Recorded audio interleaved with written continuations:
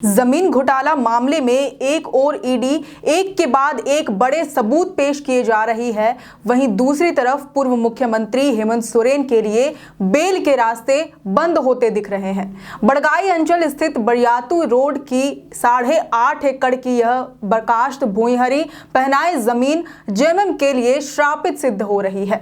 हेमंत सोरेन के बाद भी गिरफ्तारी का सिलसिला खत्म होने का नाम नहीं ले रहा है।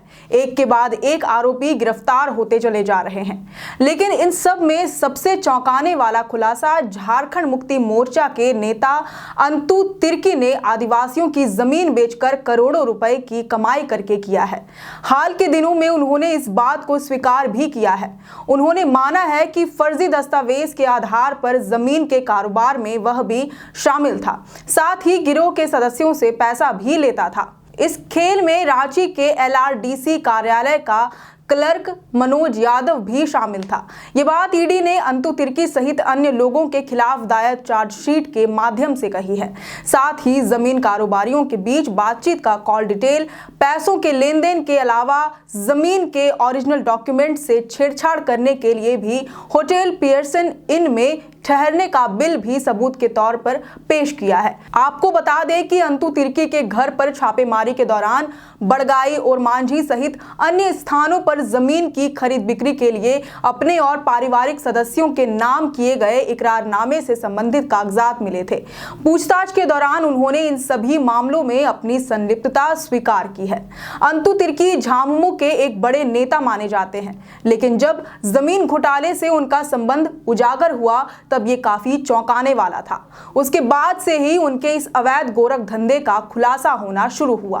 अब आलम यह है कि उन्होंने जमीन की अवैध खरीद बिक्री कर करोड़ों के घोटाले को ईडी के सामने स्वीकार किया है।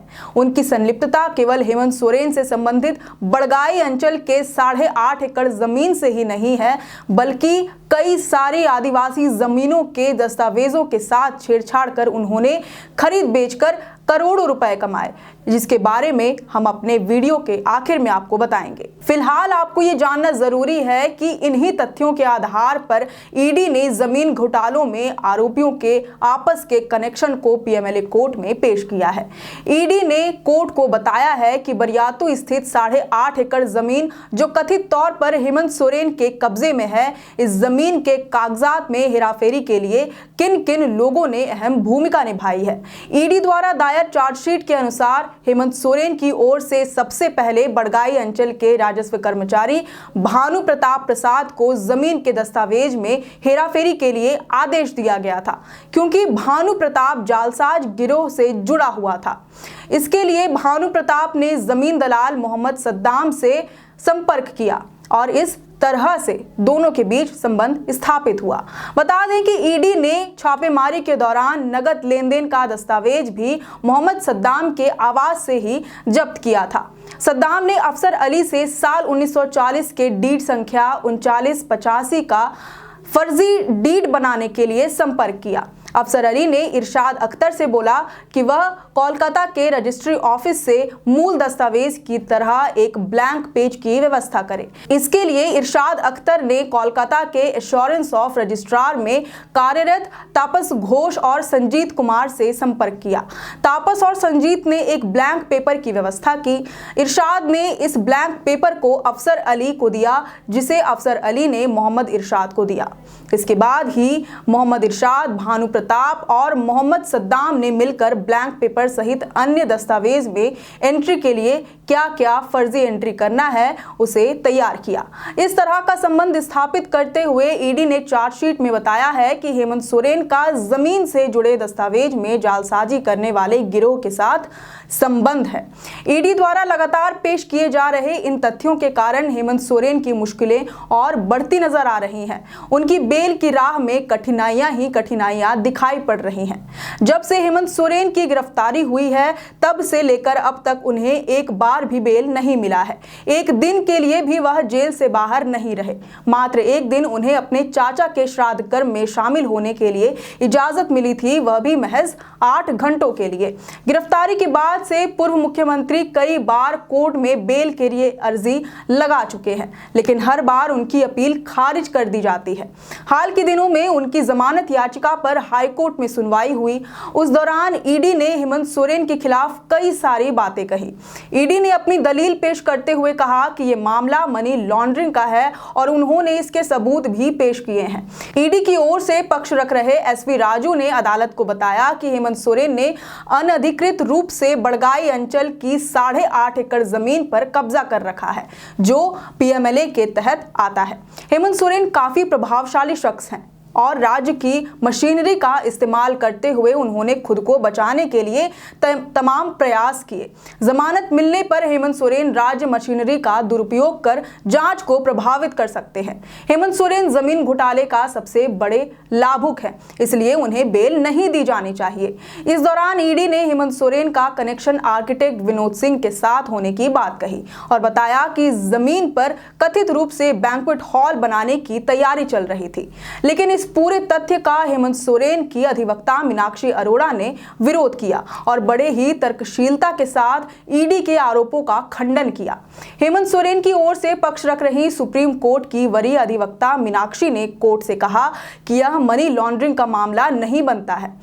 आर्किटेक्ट विनोद सिंह के व्हाट्सएप चैट में जिस 8.5 एकड़ जमीन पर बैंक्वेट हॉल बनाने की बात कही जा रही है वह उस जमीन का नहीं है, यह केवल ईडी का अनुमान है। बैंक्वेट का नक्शा जिस कंपनी ने बनाया है उसमें किसी क्लाइंट का नाम नहीं है। सदर थाने में जो मामला दर्ज हुआ है उसकी जांच अभी बाकी है। भानु प्रताप के पास से जो दस्तावेज बरामद हुए थे उसमें हेमंत सोरेन का नाम कहीं भी नहीं था। जिस जमीन की बात की जा रही है उसका एक भी टुकड़ा हेमंत सोरेन के नाम पर नहीं है। इसके बाद उन्होंने तर्क देते हुए कहा कि हेमंत सोरेन का जन्म साल 1975 में हुआ और इस जमीन की खरीद बिक्री साल 1970 के आसपास हुई थी। ऐसे में उनका इस जमीन से संबंध होने का आरोप बेबुनियाद है। हाईकोर्ट में चली दोनों पक्षों की दलीलों को सुनने के बाद अदालत ने हेमंत सोरेन की जमानत याचिका पर अपना फैसला सुरक्षित रख लिया है।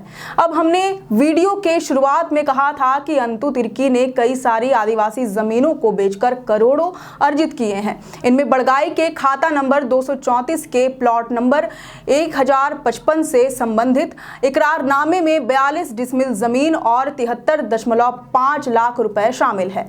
वहीं अफसर अली के साथ एक जमीन की खरीद बिक्री में अंतु तिर्की ने 5 लाख रुपए लिए थे।